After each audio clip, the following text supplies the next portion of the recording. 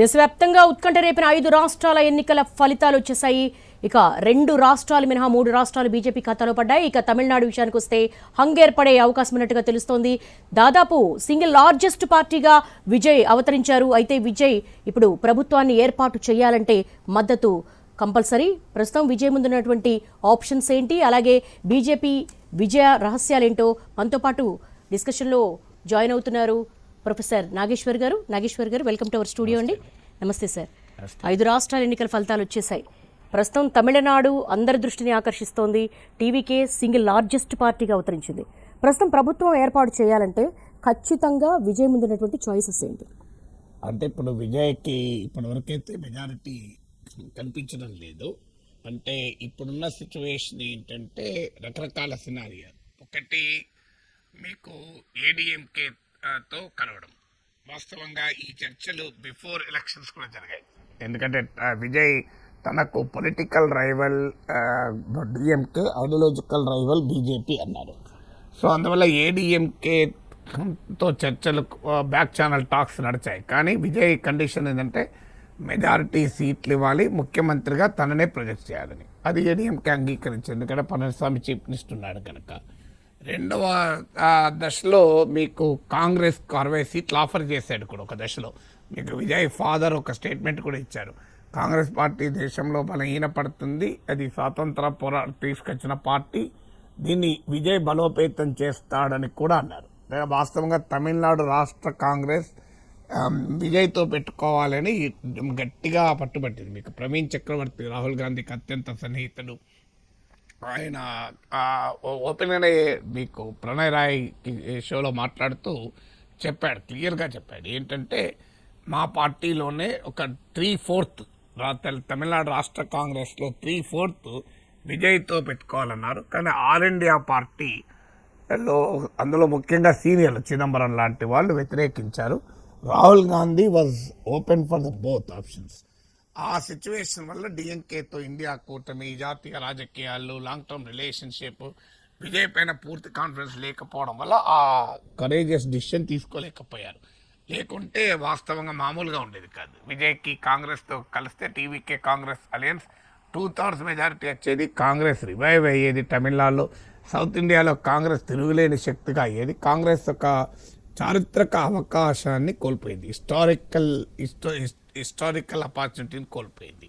దీన్ని missed opportunities అంటారు. అంటే ఇది జీవితంలో చాలా అరుదుగా వస్తాయి ఇట్లాంటి అవకాశాలు. సో వాటిని అందిపుచ్చుకోవడంలో విఫలమైంది కాంగ్రెస్ పార్టీ.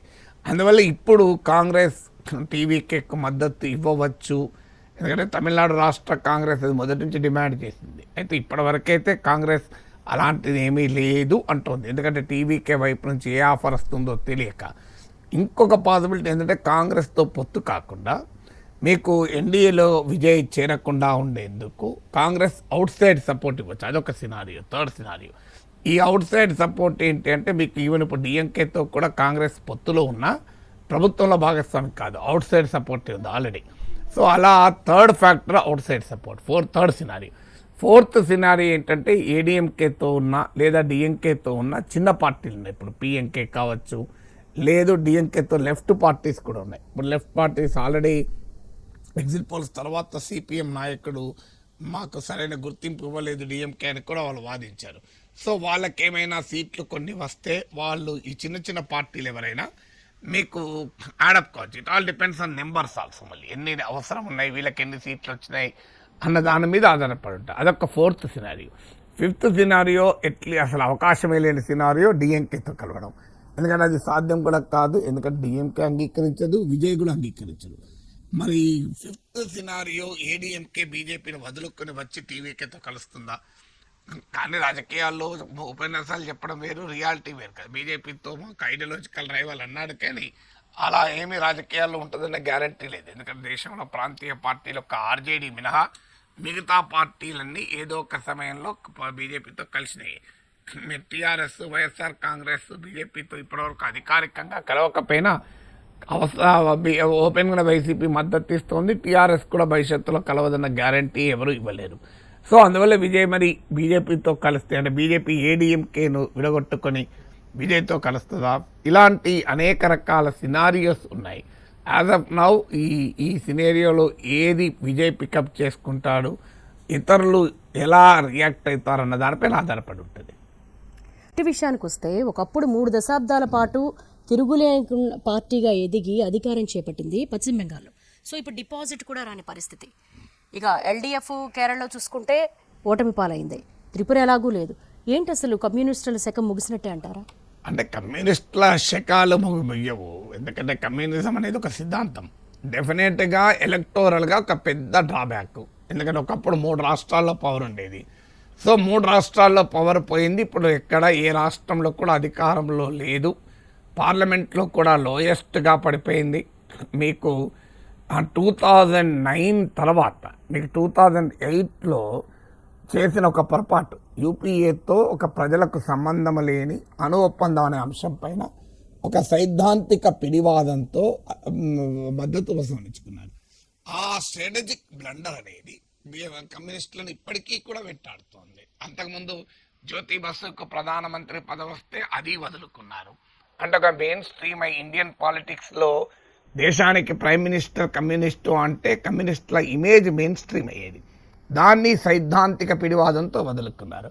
తర్వాత సామ్రాజ్యవాదానికి వ్యతిరేకత అనే పేరుతో అణు ఒప్పందం పైన మద్దతు ఉపసంహరించుకున్నారు.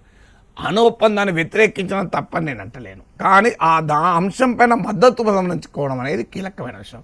మీకు అదే తృణమూల్ కాంగ్రెస్ చూడండి, మమతా బెనర్జీ ఒకప్పుడు ఎన్డీఏలో ఉండే, దేనిపైన మద్దతు ఉపసంహరించుకున్నది?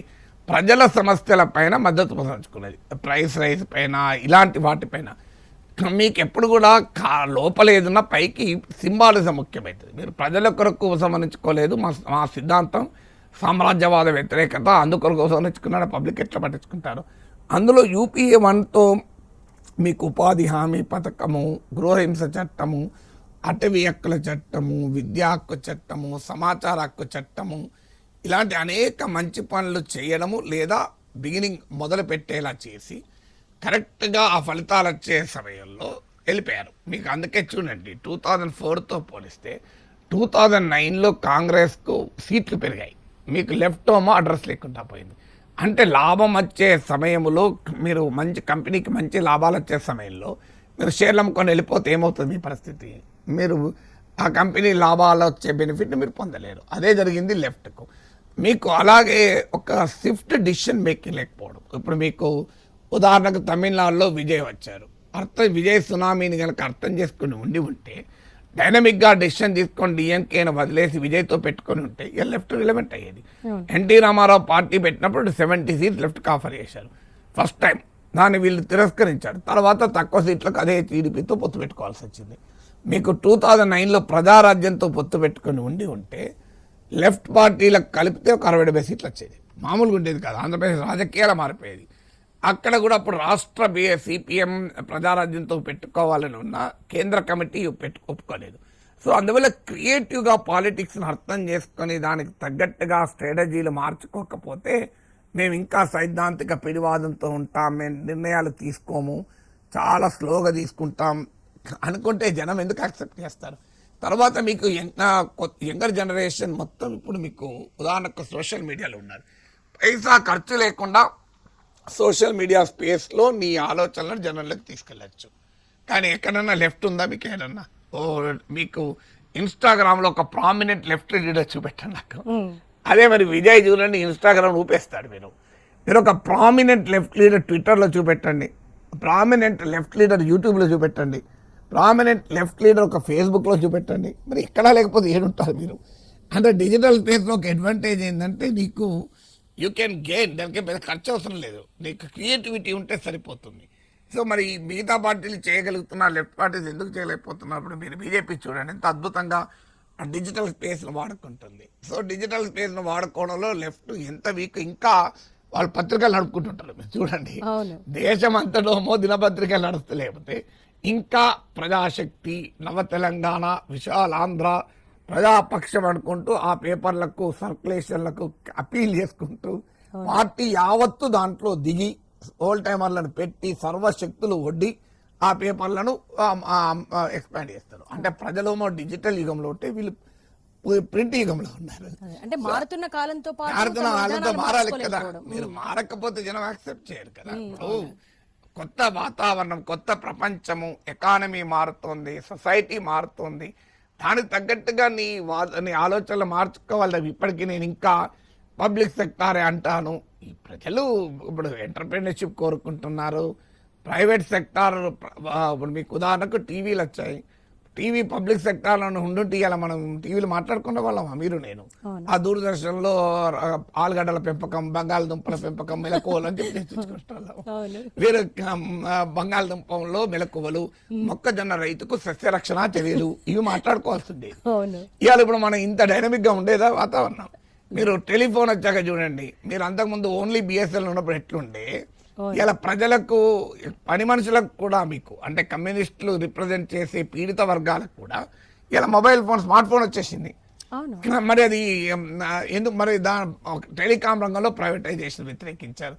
సో ఇలా మీకు ప్రపంచం మారుతుంటే అల్టిమేట్గా ప్రజలకు బెనిఫిట్ అవుతే దాన్ని యాక్సెప్ట్ చేయాలి అనే ఒక మౌలిక సూత్రాన్ని వదిలేసి మా సిద్ధాంతం అంతే అని. అలాగే మీకు ప్రతిదాన్ని నెగిటివ్. ఇప్పుడు చూడండి, మోడీ ప్రభుత్వం మంచి పని చేస్తారు, మీరు ఎప్పుడైనా మెచ్చుకోగా చూసారా? కమ్యూనిస్ట్ పార్టీలు దేన్ని మెచ్చుకోరు. ఏమంటారంటే ప్రజల ఒత్తిడి మేరకు తప్పనిసరి మోడీ చేశాడు. ఎలాగో చేసిందయ్యా, చేశాడు, మేము ఆహ్వానిస్తున్నాం అనొచ్చు కదా అనరు. ప్రజా ఉద్యమాల తాకిడికి తల వంచి చేసాడు, దానికి ఏదో క్యాబినెట్ పెడతారు. ఈ నెగటివ్ విధాన్ని జనం ఒప్పుకుంటలేరు ఈ జనరేషన్. మీకు ఇంకా నిరుద్యోగము, ఆకలి, పేదరికము, అణచివేత అంటే లేరు. ప్రజలు ఆస్పిరేషనల్ అయిపోయారు. మీకు అదే Narendra Modi aspirational Indian represent చేస్తారు. కమ్యూనిస్టులో ఇంకా పాతకాలంలోనే ప్రజలు ఏదో నికృష్ట దారిద్ర పరిస్థితుల్లో, దుర్మార్గమైన అణచివేతలో, పీడనలో ఉన్నారని భ్రమపడుతూ ఉంటారు. సో అలా లేదు, సమాజం మారిపోయింది కదా. ఇలా ఏ పని చేసుకున్నా గతంలో లాగా ఉందా? సంపాదన ఉంది.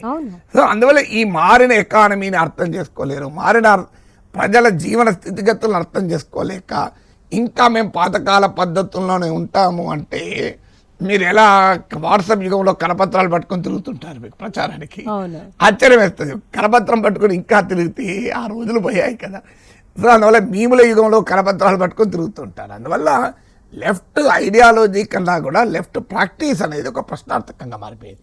సో అందువల్ల ఆ ప్రాక్టీస్లు ఇప్పుడు కార్ల్ మార్క్సే కమ్యూనిస్ట్ మేనిఫెస్టోలో చెప్తారు, పాలక వర్గాలు తమ ప్రయోజనాల కొరకైనా శ్రామికులకు మేలు చేసినప్పుడు కమ్యూనిస్టులు దాన్ని ఆహ్వానించాలి అంటారు.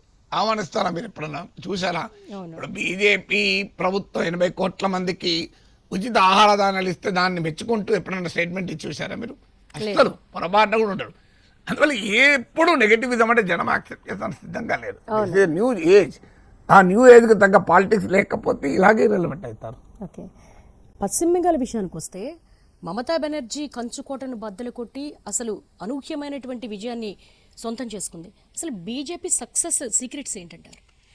అంటే బీజేపీకి ఉండే ప్రత్యేకత ఒకటి, ఈ పార్టీ తన మిస్టేక్స్ నుంచి చాలా ఎఫెక్టివ్గా నేర్చుకొని కరెక్షన్ చేస్తుంది. ఇప్పుడు కాంగ్రెస్ పార్టీ ఉంది, ఇప్పటికి మిస్టేక్స్ చేయడమే తప్ప కరెక్షన్ లేదు కదా. ఇంతవరకు కాంగ్రెస్ చరిత్రలో కరెక్షన్స్ లేవు. అందువల్ల ఆ పార్టీ దెబ్బతింటూనే ఉంటుంది, దెబ్బ తగులుతూనే ఉంటుంది, మళ్ళీ దెబ్బతింటూనే ఉంటుంది. సో అందువల్ల మీకు బీజేపీ అలా కాదు. ఇప్పుడు ఉదాహరణకు మీకు 2024 లోక్సభ ఎలక్షన్స్లో బీజేపీ దెబ్బతిన్నది. మీకు 303 సీట్స్ నుంచి 240కి పడిపోయింది. సొంతగా మెజారిటీ లేని పరిస్థితి. అక్కడ నుంచి బీజేపీ ఏం చేసింది, ఎక్కడెక్కడ డ్రాబ్యాక్స్ ఉన్నాయనేది ఐడెంటిఫై చేసి ఫిలప్ చేసుకొని మీకు హర్యానా గెలిచింది, ఢిల్లీ గెలిచింది, మహారాష్ట్ర గెలిచింది, బీహార్ గెలిచింది, ఇప్పుడు కొత్తగా బెంగాల్ గెలిచింది. ఢిల్లీ కొత్తగా గెలిచింది, హర్యానా, మహారాష్ట్ర, బీహార్లో అధికారం నిలబెట్టుకుంది. ఇప్పుడు మీకు బెంగాల్ కొత్తగా గెలిచింది, అస్సాంలో అధికారం నిలబెట్టుకుంది. అందువల్ల మీకు బీజేపీకి ఉండేటువంటి డైమెన్షన్స్ ఏంటంటే, ఎలా మీకు ఎక్కడ పొరపాట్లు ఉన్నాయనేది బీజేపీ పర్ఫెక్ట్గా పట్టుకుంటుంది. సో ఇక్కడ కూడా ఏం చేసింది, ఇప్పుడు బెంగాల్లో బీజేపీకి ఉన్న 2021 రిజల్ట్ చూస్తే బీజేపీ పరిమితులు, లోపాలు ఎక్కడున్నాయంటే, ఒకటి గ్రాస్ రూట్స్ ఆర్గనైజేషన్ లేదు. అది ఈ 5 ఏళ్లలో బీజేపీ ఈ టీఎంసీ నిర్బంధాన్ని ఎదిరించి కొంత పెంచుకోగలిగింది. ఆర్ఎస్ఎస్ శాఖలు పెరిగాయి, బీజేపీ పెరిగింది. సో దాంతోపాటు ఈ ఎలక్షన్స్లో పెద్ద ఎత్తున ఇతర రాష్ట్రాల నుంచి జంప్ చేశారు.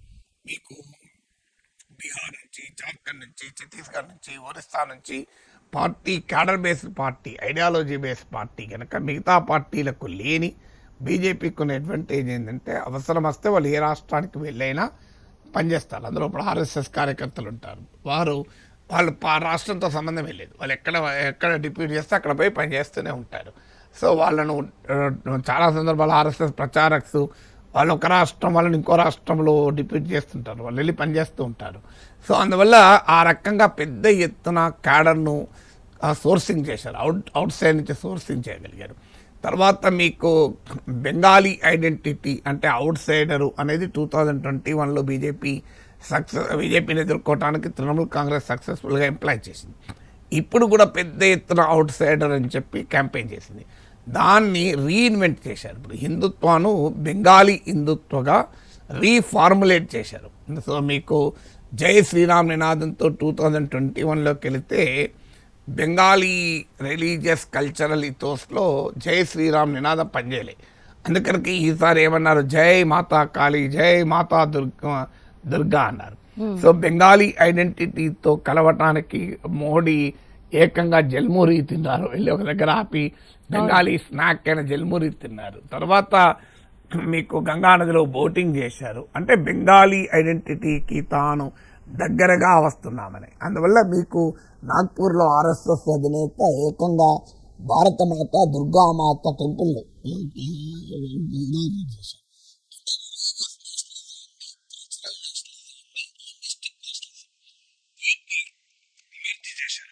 బెంగాలీ హిందుత్వ అనే కొత్త ఫ్యూజన్ చేయగలిగారు. సో ఇలా రీఇన్వెంట్ చేయడం అవసరానికి తగ్గట్టుగా బీజేపీకి ఉన్న ప్రత్యేకత. తర్వాత మీకు బీజేపీ గివప్ చేయదు. అసలు ఏమీ లేని చోట కూడా గివప్ చేయదు. దాన్ని కిల్లర్ ఇన్స్టింక్ట్ అంటారు, లేదా కోల్డ్ బ్లడెడ్ పాలిటిక్స్ అంటారు. మీరు చూడండి, ఎలక్షన్ కమిషన్ను సమర్థవంతంగా ఉపయోగించుకున్నారు, సెంట్రల్ ఫోర్సెస్ను చేశారు, ఎన్ని చేయాలో అన్ని చేయగలిగారు. అందువల్ల అదొక అడ్వాంటేజ్. తర్వాత వ్యూహ రచన, మీకు బీజేపీ ఎఫెక్టివ్ స్ట్రాటజీస్ వేయగలుగుతుంది. ఇప్పుడు మీకు బెంగాల్లో బీజేపీకి ఒక ప్రధానమైన అడ్డంకి minority vote bank. So Trinamool కాంగ్రెస్కున్న మైనారిటీ ఓట్ బ్యాంకు చీలేలా చీల్చారు. కొంత వీళ్ళు చీల్చారు, కొంత నేచురల్గా కూడా చీలింది. ఎలా చీల్చింది అంటే మెయిన్గా స్పెషల్ ఇంటెన్సివ్ రివిజన్ పెట్టి మమతా బెనర్జీకి బలమైన ఓటు బ్యాంకులో పెద్ద ఎత్తున డిలీషన్ చేశారు. 27 lakh ఓట్స్ డిలీట్ అయితే అందులో 19 lakh ముస్లిం ఓట్లే. తర్వాత మీకు పెద్ద ఎత్తున ఆల్రెడీ మీకు కొంత ముస్లిం ఓటు కాంగ్రెస్, లెఫ్ట్, హుమాయూన్ కబీరు వీళ్ళందరూ కొంత తీసుకున్నారు. ఐఎస్ఎఫ్, ఇండియన్ సెక్యులర్ ఫ్రంట్ ఇలా తీసుకొని ముస్లిం ఓటు కన్సాలిడేట్ కాకుండా చేయగలిగారు. తర్వాత మీకు హిందూ కన్సాలిడేషన్ సమర్థవంతంగా చేయగలిగారు. అంటే హిందూ కన్సాలిడేషన్ పెంచారు. తర్వాత బీజేపీకి ఏంటంటే సురేంద్ర అధికారి లాంటి వారు ఒక రకమైన డిఫెక్టర్స్. సో డిఫెక్టర్స్ ను కూడా సమర్థవంతంగా వాడుకున్నారు. చూడండి, అనంత విశ్వాస్ శర్మ కాంగ్రెస్ నుంచి వచ్చి బీజేపీలో ముఖ్యమంత్రి అయిపోయి వాళ్ళ పవర్ఫుల్ లీడర్. మీకు అలా మీకు సురేంద్ర అధికారి అంటే ఇతర పార్టీల నుంచి తీసుకున్న వాళ్ళను తన పార్టీ ఆపరేటివ్స్ లో ఇంటగ్రేట్ చేసుకోవడం. ఆ ఇంటగ్రేషన్ సమర్థవంతంగా చేసుకోగలిగారు. తర్వాత బీజేపీకి 2021లో డ్రాబ్యాక్ ఏంటంటే భద్రలోక్ అంటారు. బీజేపీలో ఈ upper caste, upper class, upper middle class అంటే బెంగాలీ కల్చరల్ ఐడెంటిటీకి సింబల్ భద్రలోక్. ఆ భద్రలోక్ ఇప్పుడు మమతా బెనర్జీ భద్రలోక్ నేపథ్యం. మీకు లెఫ్ట్ పార్టీస్, మీకు జ్యోతి బసు, బుద్ధదేవ్ భట్టాచార్య వాళ్ళందరూ కూడా భద్రలోక్ నేపథ్యం.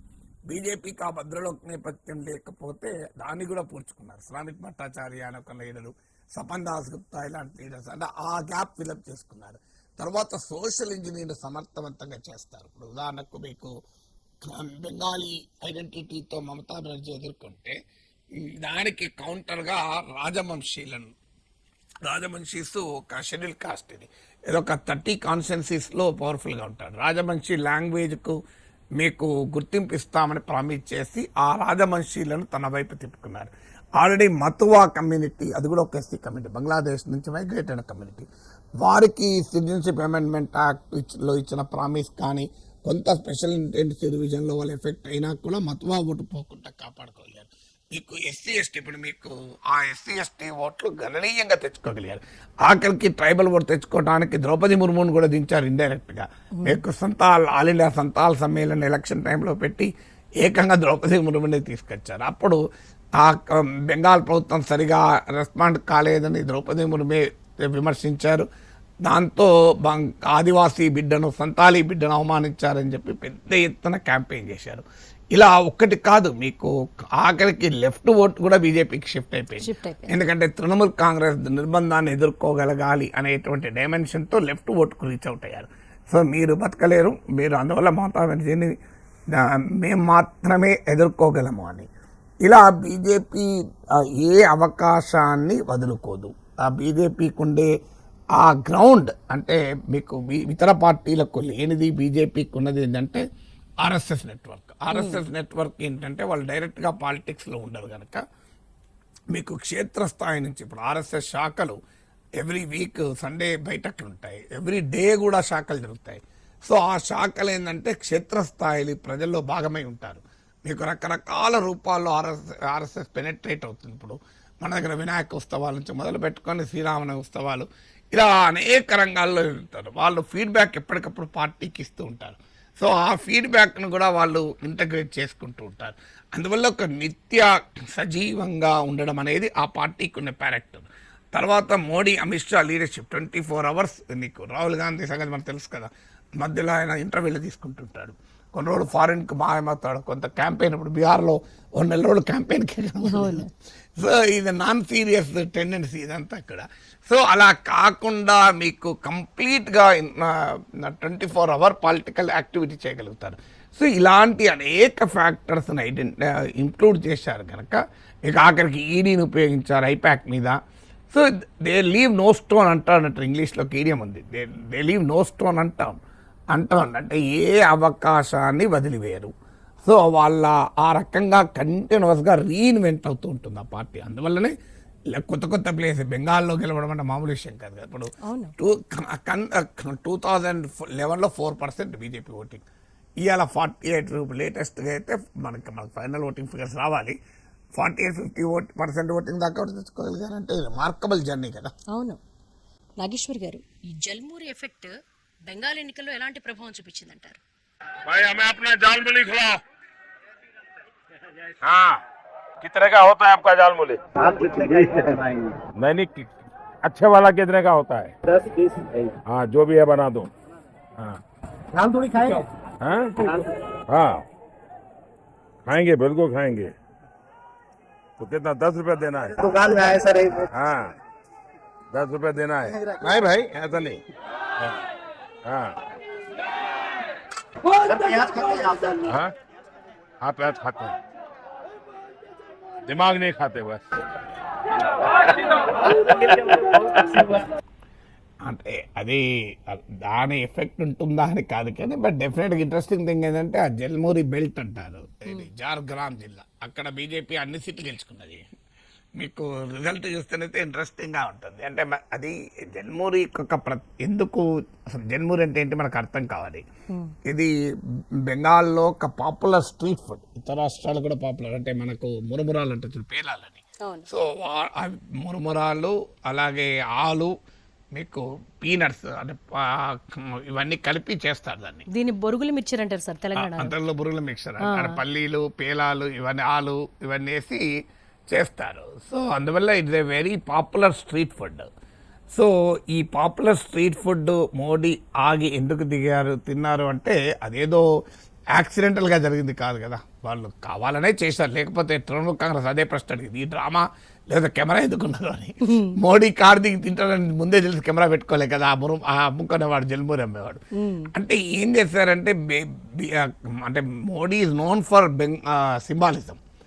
ఏం చేసినా ఈవెన్ ఇవాళ చూడండి మీరు, వాళ్ళ బీజేపీ ఆల్ ఇండియా ఆఫీస్కు మాట్లాడాడు, బెంగాలీ స్టైల్లో ధోతి కుర్తా వేసుకొని వచ్చాడు. బెంగాల్ ఎలక్షన్లో గెలిచారు కనుక బెంగాలీ ధోతి కుర్తా వేసుకొని వచ్చారు. సో అందువల్ల that is the style of Modi. అంటే ప్రజలు కూడా ఈ సింబాలిజాన్ని తెలియదా, ప్రజలకు తెలుసు కానీ దాన్ని దే లైక్ ఇట్ కదా, ఈ సింబాలిజాన్ని లైక్ చేస్తారు మీకు. సో అందువల్ల మీకు జల్మూరి ఎందుకు అన్నారంటే BJP outsiders, Bengali versus outsider అనే నరేటివ్ బిల్డ్ చేసింది మమతా బెనర్జీ. అందువల్ల ఆ Bengali identity versus Hindutva politics అని కూడా పెట్టింది. అంటే గుజరాతీ వీళ్ళని, హిందీ అని, ఇలా రకరకాల రూపాల్లో బీజేపీ వారు అవుట్ సైడర్స్. ఎందుకంటే బీజేపీ ఎవరికి ముఖ్యమంత్రి అభ్యర్థిగా ఫోకస్ చేయలేదు. అందువల్ల మోడీ ఇమేజ్తోనే ఎన్నికల్లో దిగారు కనుక అవుట్ సైడర్ అనే యొక్క డైమెన్షన్ను ముందు పెట్టారు. దానికి కాకుండా బెంగాలీ కల్చరల్తో నేను మమేకమవుతున్నాను అనేటువంటి ఒక భావన క్రియేట్ చేస్తాను. అందుకే మీరు చూడండి, ఇప్పుడు మన దగ్గరికి వచ్చినా కూడా ముందు తెలుగులో మాట్లాడతాడు మోడీ. తెలుగులో మాట్లాడడమే అక్కడ బెంగాల్లో కూడా జై మాతా కాళీ అని, జై మాతా దుర్గా అని, జై శ్రీరామ్ని కూడా లోకలైజ్ చేసేసారు. లోకల్ క్యాండిడేట్ సర్టిఫికేట్ ఇచ్చేసారు దేవుడికి కూడా. సో అలా జల్మూరిని ద్వారా బెంగాలీ ఐడెంటిటీని తాను రెస్పెక్ట్ చేస్తున్నాను, వెల్కమ్ చేస్తున్నానని. ఈ జల్మూరి బెల్ట్, జల్మూరి తిన్న ప్రాంతం కూడా మీకు జంగల్ మహల్ ఏరియా అంటారు ఇది. సో ఈ జంగల్ మహల్ ఏరియా బీజేపీకి చాలా బలంగా ఉన్న area. SC ST belt 49% of the population SC ST ఇక్కడ. అందువల్ల మీకు బెంగాల్లో ఈ ఎస్సీ ఎస్టీ ఓటర్లను కూడా బీజేపీ పెద్ద ఎత్తున అట్రాక్ట్ చేసింది కూడా.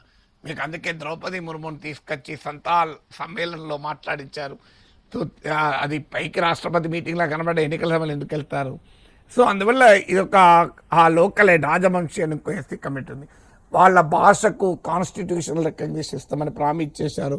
రాజవంశీలు ఒక 30 సీట్స్లో డామినేట్ చేస్తారు. మతువా మరో ఎస్సీ కమ్యూనిటీ. సో అలా జల్మూరి అనేది తమకు బలమైన జంగల్ మహల్ బెల్ట్లో, అది కూడా ఎస్సీ ఎస్టీ ఓటర్లు ఎక్కువ ఉన్న ప్రాంతంలో, దాని ద్వారా తన ఒక ప్రజలకు తాను దగ్గర అవుతున్నాను అనేది ఒక ఇండికేషన్. ఇది కూడా ఏంటంటే సామాన్యుడికి మీరు గమనించండి, ఆడ 10 రూపాయలు కూడా ఇచ్చాడు మోడీ, పే చేశాడు కూడా. నేను చేసి మీరు ఖాతే క్యా అని అడిగితే సబ్ కుచ్ ఖాతే దమాగ్ నై ఖాతే అని మెదడు తినడం అని మోడీ క్లియర్ స్టేట్మెంట్ ఇచ్చాడు. తర్వాత ఉపన్యాసంలో కూడా తరాజన బహిరంగ సభలో నేను జల్మూరి తింటే మమతా తృణమూల్ కాంగ్రెస్కు జెల్ తాకింది అని, జెల్ అంటే స్పైస్, ఆ ఘాటు తాకింది అని. సో అందువల్ల ఇదొక పార్ట్ ఆఫ్ సింబాలిజం, ఒక ఎఫెక్టివ్ సింబాలిజంలో ఒక భాగం. దానివల్లనే గెలిచింది అని ఎవరమో అనలేము, అట్లాంటి అందరు జల్మూరే తింటారు ఇక. అందువల్ల ఇప్పుడు అక్కడ ఇది ఒక ప్రతి ప్రాంతానికి ఒక ఆహారం ఉంటుంది. ఇప్పుడు మీకు తెలంగాణ వచ్చి సకినాలు తినడనుకో మీకు అదొక ఫీలింగ్, అరే మా సకినాలు తినడం అని. సర్వపిండి తినడం అనుకోండి, బందర్కు పోయి బందర్ లడ్డు తినడం అనుకోండి, మీరు తూర్పు గోదావరికి వెళ్ళి గోదావరి జిల్లాలకు వెళ్ళి పూతరేకులు తిన్నాడు అనుకోండి, కాకినాడకి వెళ్ళి కాకినాడ కాజా తిన్నాడు అనుకోండి. ఇవన్నీ కూడా ఏంటంటే కర్ణాటక వెళ్ళి బిసిబిల్లాబాద్ తిన్నాడు అనుకోండి, మీకు కేరళకి వెళ్ళి పుట్టు తిన్నాడు అనుకోండి. ఇవన్నీ కూడా ఏంటంటే ఆ సింబాలిజం.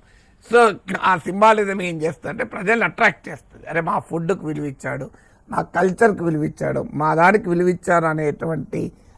అందుకే మీరు గమనించి రాహుల్ గాంధీ వెళ్ళి ప్యారడైజ్లో బిర్యానీ తిన్నాడు. ఎందుకంటే Paradise is the symbol of Hyderabadi culture కదా, biryani is the symbol of Hyderabad culture. Rahul Gandhi biryani ఎక్కడ దొరకదా, వచ్చి ప్యారడైజ్లో తినాలా. So that is a part of thing. ఇప్పుడు ఇందిరాగాంధీ కాలం నుంచి చూస్తున్నాం, పూర్వ గుడిసెల్లోకి ఎంటర్ అయ్యి వాళ్ళ ఇంట్లో భోజనం చేసుడు. అంటే మేము సామాన్యుడితో ఐడెంటిఫై అయ్యాం, అణగారిన కులాలతో ఐడెంటిఫై అయ్యాం. ఇది పార్ట్ ఆఫ్ ద సింబాలిజం, అందులో భాగంగానే ఇది కూడా కావచ్చు. తమిళనాడు కావచ్చు, కొంతవరకు డిఎంకే అండ్ టీఎంసీ విజయాన్ని గండి కొట్టింది అనుకోవచ్చు. అసలు ఫస్ట్ మైండ్ అది మహిళా రిజర్వేషన్ బిల్లు కాదు, కానీ మీరు ఎస్టాబ్లిష్ చేశారు. ఎగ్జాక్ట్లీ మహిళా రిజర్వేషన్ బిల్లు కాదు, డీలిమిటేషన్. సో కానీ ప్రజల్లోకి ఇది మహిళా రిజర్వేషన్ బిల్లు అని సమర్థవంతంగా తీసుకెళ్ళగలిగారు.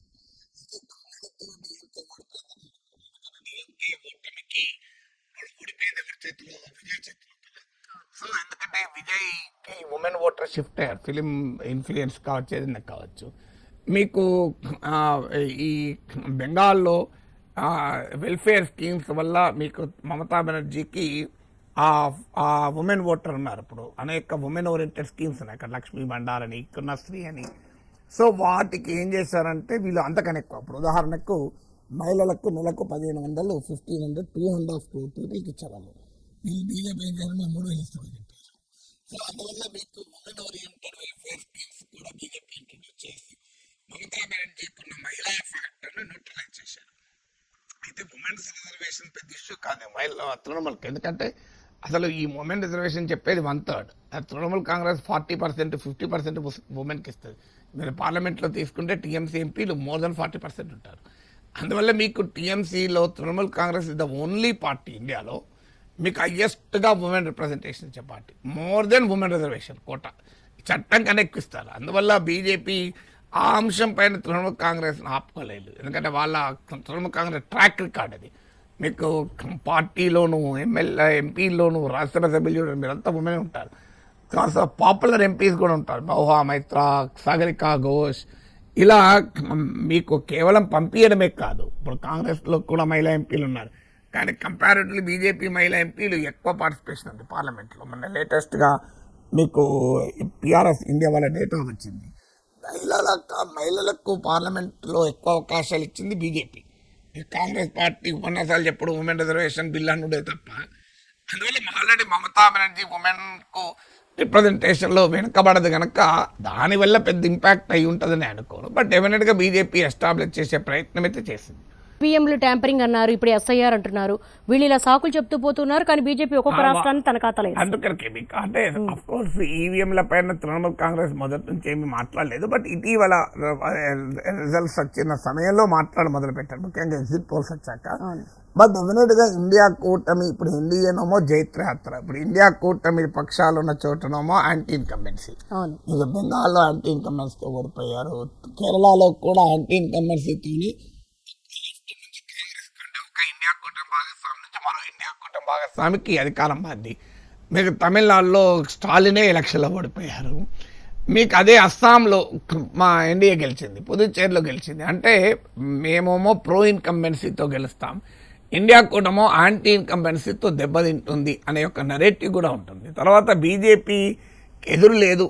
మీకు 2024లో బలం తగ్గినాక ఒక బీజేపీ జైత్రయాత్ర పైన ఒక క్వశ్చన్స్ వచ్చాయి. తర్వాత ఇప్పుడు ఢిల్లీలో ఆప్ నుంచి అధికారం లాక్కున్నారు, హర్యానా, బీహార్, మహారాష్ట్ర, అస్సాంలలో నిలబెట్టుకున్నారు, బెంగాల్లో పవర్లోకి వచ్చారు.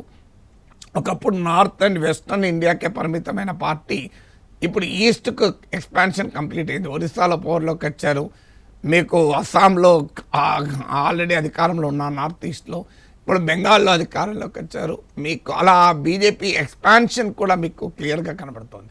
సో అందువల్ల మీకు ఇండియా కూటమి ప్రత్యర్థి ఎక్స్పాండ్ అయ్యాడు, బలపడ్డారు, మీకు ప్రజల ఆమోదం పొందుతుంటే ఇండియా కూటమి వీక్ అవుతోంది, ప్రజల ఆమోదం తగ్గుతోంది. అందువల్ల డెఫినెట్గా ఇది ఒక బిగ్ ఛాలెంజ్ ఈ అసెంబ్లీ ఎలక్షన్స్ ఇండియా కూటమికి. ఓకే, ఇండియా కూటమి భవిష్యత్ ఏంటి సార్? అంటే కీలకమైనటువంటి ఇటు టీఎంసీ కావచ్చు, డిఎంకే కావచ్చు ఓడిపోయాయి. ఉమ్మడి శత్రువుని ప్రత్యర్థిని ఓడించడంలో కానీ లేకపోతే విఫలమవుతున్నాయి ఇండియా కూటమి. అంటే ఒకటి మనకి ఇండియా కూటమికి ఉన్నటువంటి ఇంటర్నల్ కాంట్రడిక్షన్ నాకు అర్థం కావాలి. అది జాతీయ రాజకీయాల కొరకు ఏర్పడ్డ కూటమే తప్ప రాష్ట్ర రాజకీయాల్లో కాదు. మీకు ఇండియా కూటమిలో డిఎంకే యొక్క ప్రధానమైన భాగస్వామి కనుక డిఎంకేను వదులుకోలేక కాంగ్రెస్ తమిళనాడులో నష్టపోయింది కూడా. నిజంగానే డిఎంకేను కనుక వదులుకొని ఉంటే ఆ ప్లేస్లో బీజేపీ ఉంటే అసలు మీకు కాంగ్రెస్ను లాగా బీజేపీ ఆ ప్లేస్లో ఉంటే వెంటనే డిఎంకేకి చెయ్యి ఇచ్చేసి విజయ్ చేయి పట్టుకునేవాళ్ళు. కానీ మీ కాంగ్రెస్ చేయలేకపోయింది అది. ఎందుకంటే ఇండియా కూటమి అనేది మొదటి నుంచి కూడా మీకు అది నేషనల్ అలయన్సే తప్ప స్టేట్ అలయన్సెస్ కాదు. సో ఈ డైమెన్షన్ మొదటి నుంచి కూడా ఉంది. అందుకే మీకు కేరళలో ఇండియా కూటమి మధ్యనే కంటెస్ట్ కదా. సో కానీ మీరు అన్నట్లు ఒక ఛాలెంజ్ ఏంటంటే ఇప్పుడు ఇండియా కూటమిలో మమతా బెనర్జీ ఒక పవర్ఫుల్ మెంబర్. ఇప్పుడు ఆమె ఓడిపోవడం వల్ల కాంగ్రెస్ పార్టీకి ఒక అడ్వాంటేజ్ ఏంటంటే ఇండియా కూటమిలో ఇప్పుడు రాహుల్ గాంధీకి ఒక పెద్ద పోటీదారుగా వచ్చేది. ఇప్పుడు ఆ పోటీ లేకుండా పోయింది, అదొక పాజిటివ్ అంశం కాంగ్రెస్ పార్టీ. కానీ ఇండియా కూటమికి అయితే ఆల్రెడీ ఢిల్లీలో కేజ్రీవాల్ ఓడిపోయారు, బెంగాల్లో మమతా బెనర్జీ ఓడిపోయింది, తమిళనాడులో స్టాలిన్ ఓడిపోయారు. ఇప్పుడు విజయ్ ఇండియా కూటమిలో చేరుతాడన్న గ్యారంటీ ఏమీ లేదు. అందువల్ల కాంగ్రెస్ అస్సాంలో గెలవలేకపోయింది. అందువల్ల డెఫినెట్గా ఇండియా కూటమిలో వీరి ఓటమి ఆ కూటమిని బలైన పరిస్థితి. తర్వాత మీకు లుకలుకలు కూడా మొదలవుతున్నాయి. ఆల్రెడీ సిపిఎం డిఎంకే పైన కారాల్ మిరియాలు నూరుతోంది, మాకు సరిగ్గా గుర్తింపు మిత్రపక్షాలకు ఇవ్వలేదని. కేరళలో కాంగ్రెస్ లెఫ్ట్ మధ్య చాలా దూరం పెరిగిపోయింది. వాళ్ళు అక్కడ ఫైట్ చేయడం వల్ల అది మెయిన్గా లెఫ్ట్నే టార్గెట్ చేస్తూ కాంగ్రెస్ మాట్లాడింది. కాంగ్రెస్ లీడర్షిప్ రాహుల్ గాంధీని టార్గెట్ చేస్తూ సిపిఎం మాట్లాడింది. మీకు తమిళనాడులో డిఎంకే కాంగ్రెస్ల మధ్య ఇప్పుడు పెరుగుతాయి, మీ వల్లనే మేము ఓడిపోయామంటే మీ వల్లనే మేము ఓడిపోయామని. సో అందువల్ల ఈ ఇంటర్ ఇప్పుడు మమతా బెనర్జీ కాంగ్రెస్ను లెఫ్ట్ను మీరు చేయబట్టి మీరు ఓట్లు లాక్కొని బీజేపీకి లాభపడ్డారు అని ఇలా పరస్పర విమర్శలు కూడా పెరుగుతాయి. ప్రశాంత్ కిషోర్ యాదృచ్ఛికంగా అన్నారు లేకపోతే వ్యూహాత్మకంగా అన్నారు? టీవీకే విజయ్ స్టేజ్ మీద ఉన్నప్పుడే అన్నారు సరిగ్గా 1 year తర్వాత బీహారీ గురించి మాట్లాడుకుంటారని. సో ఆ కామెంట్సే నిజమే అనుకోవచ్చా? You see, there is so much of chatter in the name of MS Dhoni. He is the only Bihari who is more popular than me in Tamil Nadu. Dhoni is more popular in Tamil Nadu than Prashant Kishore, but make no mistake. Next year, when I contribute and I help you win, then I will be taking over Dhoni in popularity. Do you agree or not? Do you? No, not everyone has not answered. If I help TVK win next year, who would be more popular in Tamil Nadu? My fellow Bihari MS Dhoni, who makes win Chennai Super King every time, or Prashant Kishore? So you see, so I have my own battle to win. I have to become the most popular Bihari in Tamil Nadu. So I have to compete with Mr. Dhoni, who makes Chennai Super King win. I will make TVK under your leaders win. So that is why I am here. అంటే బీహార్ గురించి మాట్లాడుకుంటారని అనలేదు. నేను Mahender Singh Dhoni popular, ఆ తర్వాత నేను మరో Bihari popular అవుతాను అన్నాడు. సో ఆ యాంగిల్లో అన్నాడు. మీకు అందువల్ల second Bihari to be popular in Tamil Nadu అన్నాడు. ఎందుకంటే విజయ్ గెలుస్తాడని. అంటే నా ప్రశాంత్ కిషోర్ అన్నది కూడా మీకు టీవీకే ఏర్పాటు సభలో అన్నట్లున్నారు. ఈవెన్ అందువల్ల టీవీకే మీటింగ్లోనే అన్నాడు. మీకు అనడమే కాకుండా టీవీకేకు రోడ్ మ్యాప్ ఇవ్వడంలో కూడా కీలక పాత్ర పోషించాడు. అంటే విజయ్ గెలుస్తాడు, టీవీకే గెలుస్తుందని ఎవరు కూడా అసలు విజయ్ గురించి చర్చించని సమయంలో అన్నాడు. మరి అది ఆయనకు ఆయన ఇదే ఎలక్షన్ స్ట్రాటజిస్ట్ చాలా మందిని గెలిపించాడు. అక్కడ స్టాలిన్ కూడా గెలిపించాడు అనుకోండి. మీకు అది కూడా ఒక ఇంపార్టెంట్ ఏంటంటే ఇప్పుడు బెంగాల్ మమతా బెనర్జీ నుంచి ప్రశాంత్ కిషోర్ యాక్టివ్ అడ్వైజర్గా పక్క జరిగాడు, ఆమె ఓడిపోయింది అక్కడ.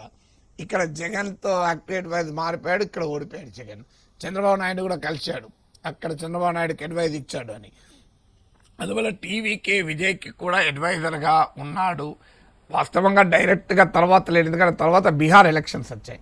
సో ఆయన అక్కడ ప్రత్యక్షంగా పోటీ చేయడం వల్ల ఆ యాక్టివ్ అసోసియేషన్ టీవీకేతో విజయ్తో లేదు. బట్ డెఫినెట్గా ప్రశాంత్ కిషోర్ ప్రిడిక్షన్ కరెక్ట్ కావడమే కాకుండా Prashant Kishor early road map కూడా ఇచ్చారు అని అంటారు. ప్రశాంత్ కిషోర్ వాదన ఏముంది అంటే దానికి ఒక బేస్ కూడా చెప్పాడు. 15-20% విజయ్ ఫాలోయింగ్ ఉంటుంది ఓటింగ్ అని. అది ప్రశాంత్ కిషోరే కాదు, తర్వాత అందరూ పోలిస్టర్స్ కూడా చెప్పింది అది. కానీ ఇంకొక డైమెన్షన్ మిగతా వాళ్ళు చెప్పలేదు, ప్రశాంత్ కిషోర్ చెప్పాడు. ఒక 20% నాన్ కమిటెడ్ ఓటర్ ఉన్నారు అన్నాడు. ఆ నాన్ కమిటెడ్ ఓటరు ప్లస్ విజయ్కున్న కమిటెడ్ ఓటరు, ఈ రెండు కలిపితే అంటే సింగ్ ఓటరు లేదా నాన్ కమిటెడ్ ఓటర్ ఉంటే విజయ్ గెలిచేస్తారు అన్నది ప్రశాంత్ కిషోర్ ప్రొడిక్షన్. అది నిజమైంది కదా. ఇప్పుడు అదే ఫ్యాక్టర్స్ మీకు విజయ్కున్న ప్యూర్ ఫ్యాన్ బేస్ కూడా తన వైపు సింగ్ చేసుకోగలిగాడు. సో అందువల్ల ప్రశాంత్ కిషోర్ ప్రొడిక్షన్ కరెక్ట్ అయింది. బట్ ఆయనే కంప్లీట్ గా స్ట్రాటజిస్ట్ గా ఉండి పనిచేసిన ఉదాహరణ లేదు. కానీ బట్ క్లియర్ గా డిఎంకే ప్రశాంత్ కిషోర్ క్లయింట్. అలాంటిది డిఎంకే ప్రత్యర్థిగా డిఎంకేను ఓడిస్తానని శపథం చేస్తున్న సభలో ప్రశాంత్ కిషోర్ ఉన్నాడు. సో అందువల్ల డెఫినెట్గా ప్రశాంత్ కిషోర్ ఇమేజ్ పెరగడానికి ఇది ఉపయోగపడింది. ఫైనల్గా బీజేపీ వ్యూహాలు చూసి కాంగ్రెస్ నేర్చుకోవాల్సిన అంశాలు ఏంటంటారు? అంటే కాంగ్రెస్ చాలా నేర్చుకోవాలి బీజేపీ నుంచి. మొదటిది ఏంటంటే నేచురల్ లీడర్షిప్ను ఎవాల్వ్ కాకుండా కాంగ్రెస్ స్ట్రక్చర్ అడ్డుపడుతోంది. మీకు రాహుల్ గాంధీ ఏ బేస్ మీద వచ్చాడు? సోనియా గాంధీ కొడుకునే కదా. మీకు బీజేపీలో మోడీ తర్వాత ఎవరవుతారు మీరు నేను ఎవరూ ఎక్స్పెక్ట్ చేయలేము. సో అందువల్ల బీజేపీ ఏంటంటే నేచురల్గా లీడర్షిప్ ఎవాల్వ్ అవుతుంది. ఈ కొత్త జనరేషన్ అంత సులభంగా డైనాస్ట్లు యాక్సెప్ట్ చేయరు. ఇంకా ప్రాంతీయ రాష్ట్రాల్లో యాక్సెప్ట్ చేస్తున్నారు. ఇప్పుడు ఇక్కడ కూడా చూడండి మీరు, తమిళనాడులో స్టాలిన్, ఉదయనిధి స్టాలిన్ వారసత్వ రాజకీయాలను ప్రజలు తిరస్కరించారు. బెంగాల్లో మమతా బెనర్జీ, అభిషేక్ బెనర్జీ వారసత్వ రాజకీయాలను తిరస్కరించారు. ఈ ఎన్నికలు ఒక రకంగా వారసులకు టెన్షన్ పుట్టించే ఎన్నికలు, ప్రజలంతా తొందరగా యాక్సెప్ట్ చెయ్యరు అని. సో అందువల్ల మీకు ఒక నేచురల్ లీడర్షిప్ తర్వాత, ఎందుకంటే మోడీ ఇమేజ్ అది కదా చాయ్ వాలా నుంచి, అంటే ఒక సామాన్యుడు కూడా ఈ పార్టీలో ఎదగగలుగుతాడు ప్రధానమంత్రి స్థాయికి అనేటువంటి డైమెన్షన్ పార్టీలో చాలామందిని ఉత్సాహపరుస్తుంది. కానీ కాంగ్రెస్ పార్టీ ఏంటంటే ఒక ఎంటైటిల్మెంట్తో ఉంటారు. ఇప్పుడు రాహుల్ గాంధీ ఎంటైటిల్మెంట్, ఎంత రాహుల్ గాంధీ ఫెయిల్ అయినా రాహుల్ గాంధీ మార్చరు కదా, ఒకవేళ మార్చినా ప్రియాంక గాంధీ పెడతారు తప్ప ఇంకోటి పెట్టారు.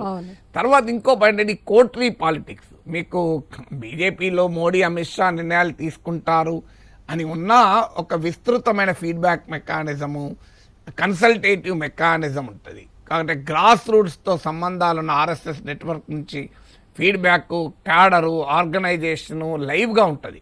బూత్ స్థాయి వరకు కూడా మీకు బీజేపీ కార్యకర్తలు ఉంటారు. మీకు కాంగ్రెస్ లేదంటే ఎక్కడుంది? కాంగ్రెస్ లేదంటే మీకు మ్యాక్రో లెవెల్ మేనేజ్మెంటే తప్ప మైక్రో లెవెల్ మేనేజ్మెంట్ ఉండదు. అందువల్ల ఆ ఐడియాలజికల్ అఫినిటీతో బైండింగ్ కూడా ఉండదు. కాంగ్రెస్లో ఉన్నవారు వాళ్ళు ఎవరన్నా ఉండొచ్చు, అన్ని రకాల సిద్ధాంతాలు ఉన్న వాళ్ళు ఉంటారు.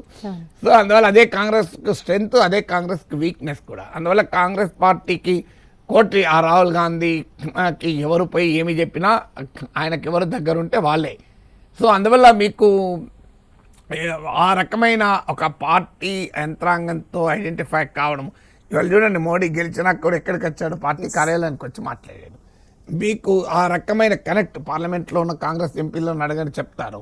మిగతా పార్టీ అసలు రాహుల్ గాంధీ ఎవరిని పట్టించుకోడు, నమస్తే పెడితే కూడా సీరియస్ తీసుకోడని. సో ఆ ప్రియాంక గాంధీ మాట్లాడుతుంది, పలకరిస్తుంది, కానీ చూసి నవ్వుతుంది, కానీ రాహుల్ గాంధీ నవ్వడం కూడా నవ్వడని. సో ఆయన చుట్టూ ఒక 3-4 ఉంటారు, వాళ్ళతోనే తిరుగుతూ ఉంటారు అని.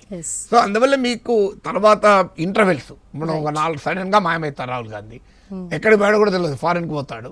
అలా మీకు మోడీ అమిత్ షాలు సెలవు తీసుకున్న ఉదాహరణ చూశారు మీరు ఇంతవరకు? ఒక్క డే కూడా లీవ్ తీసుకున్న ఉదాహరణ లేదు వాళ్ళు. సో అందువల్ల ఆ కిల్లర్ ఇన్స్టిట్యూట్తో పనిచేయడం, ఇవన్నీ కూడా కాంగ్రెస్ నేర్చుకోవాలి కదా. Yes, thanks for analysis Nageswar గారు.